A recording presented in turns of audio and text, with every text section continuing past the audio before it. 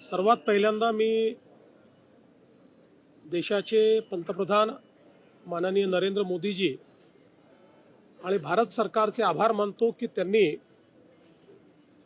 युद्धामुळे जे काही तेलाचे भाव वाढले आहेत त्याचा इम्पॅक्ट हा सामान्य ग्राहकावर येऊ नये म्हणून प्रति लिटर पेट्रोल डिझेलवरची एक्साइज ड्यूटी ही 10 रुपयांनी कमी केली आहे।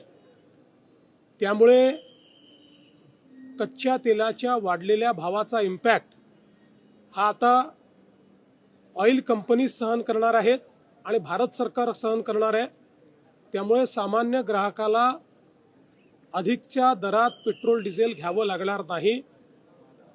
मी याबद्दल भारत सरकारचे आणि प्रधानमंत्री मोदयांचे आभार मानतो। ज्यावेळी आपल्या आजूबाजूच्या देशांमध्ये जवळपास शटडाऊनची स्थिती आलेली आहे, पाकिस्तान असेल, श्रीलंका असेल, बांगलादेश असेल, या लोकांनी गॅस आणि पेट्रोलच्या कमतरतेमुळे जवळपास ऑफिसेस बंद केलेले आहेत, इन्स्टिट्यूट्स बंद केलेले आहेत। अशा वेळी भारत सरकारने अतिशय उत्तम मॅनेजमेंट करून आपल्याकडे पेट्रोल डिझेलची कुठलीही कमतरता होऊ दिलेली नाही।